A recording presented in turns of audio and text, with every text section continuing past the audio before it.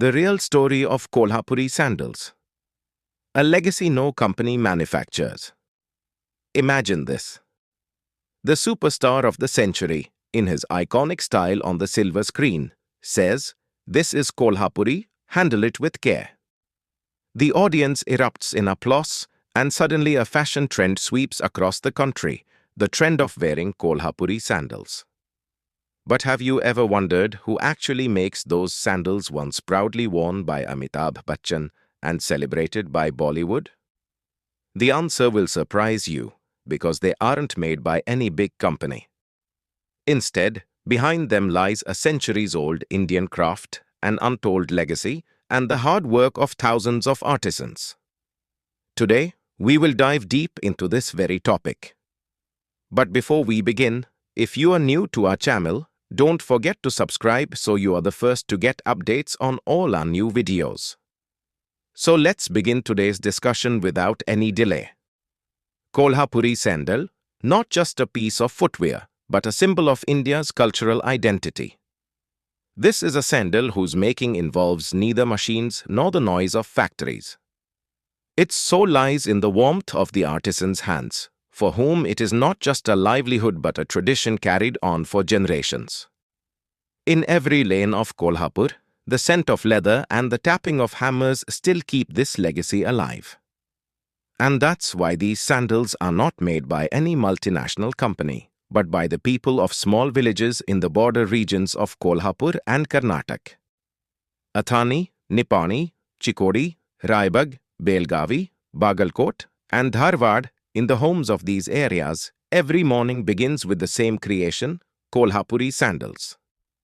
It is a collective art, where the entire family, from the elderly grandfather to the children, plays a role. Men cut the leather, women spin the thread, and children shape the corners of the sandals. No uniforms, no machines, yet every pair looks the same. That is the real masterpiece. Today, when we speak of the India that proudly presents Make in India, these Kolhapuri sandals are the true example. But the unorganized industry behind them is equally overlooked and full of struggle. It is an industry that runs neither on government funding nor on big companies' CSR. Yet the passion behind it is no less than the strength of any startup. In Kolhapur, around 4,000 shops still sell these sandals. And many of these shops have been preserving this tradition for 3 generations. One of these shops is the 𝐼𝐨𝐥𝐿𝐵. Even today, sandals are made here in the traditional way, stitched by hand, polished by hand, and adorned with soul. And this is the true ideal of Indian craftsmanship, which has preserved its identity even in changing times. Apart from these shops, small artisan groups in regions like Kolhapur, Sangli, Satara, and Solapur are also keeping the spirit of this sandal alive. There are many artisan families, like the Sahus and Chopts, whose ancestors were also involved in this craft, and the same rhythm still beats in their homes today. But the story of this sandal doesn't end here. Its roots go even deeper into history. According to a report by Navbharat Times, the history of the Kolhapuri sandal dates back to the 12th-13th century, when King Bijal of Kolhapur and his minister Basavan encouraged the cobbler community and helped this art develop. Back then, these sandals were not just called Kolhapuris, but were named after the villages where they were made, such as Kapshi, Paitan, Kachkadi, Bakkalnayali, and Pukari. Then came a time when this craft began to spread its commercial wings. In the early 20th century, during the reign of Chhatrapati Shahu Maharaj, Kolhapuri sandals began to be viewed as a business. Shahu Maharaj established 29 tanning centers to strengthen the industry, giving artisans better tools and support. This was the era when Kolhapuri sandals began to appear in cities like Mumbai and Pune. During British rule, these sandals were showcased at handicraft fairs and gradually became an urban fashion trend. By the 1960s, Kolhapuri sandals had become a true fashion statement. They were featured in Bollywood films, worn by politicians during rallies, and their demand kept growing from villages to cities.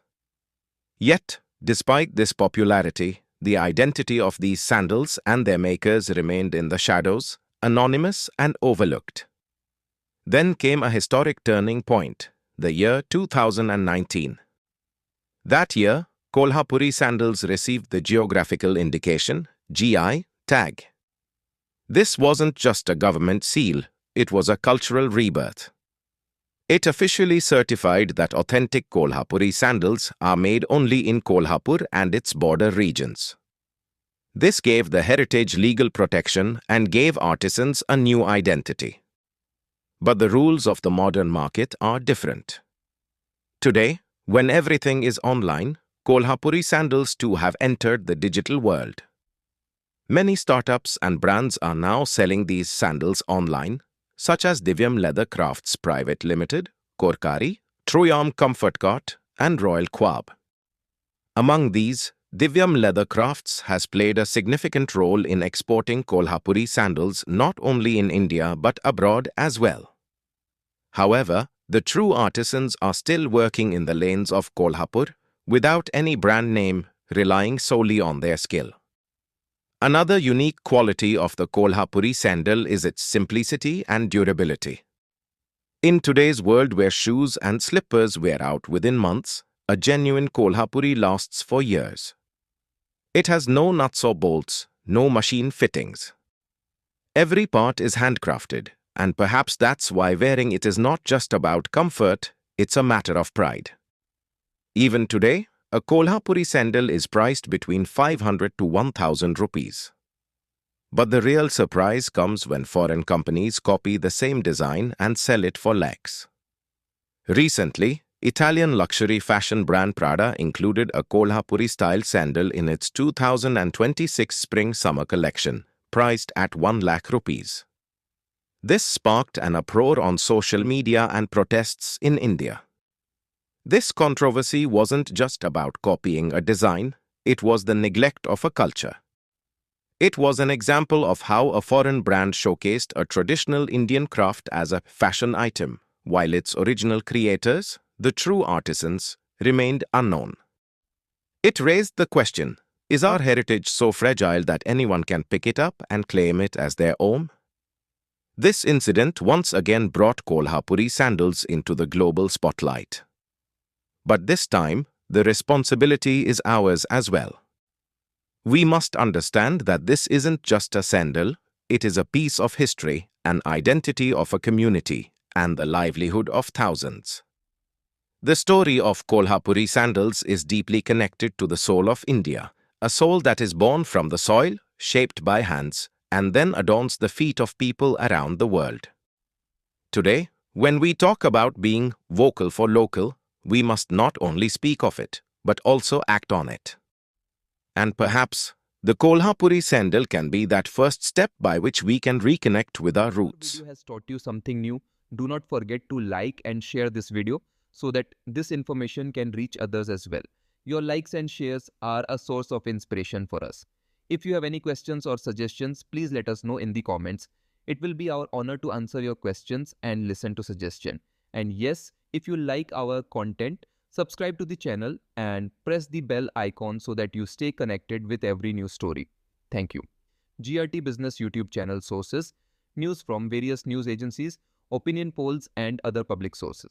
We try to ensure that every report and summary is accurate and verified, but we are not responsible for any dispute or error. Our aim is only to provide you with accurate information.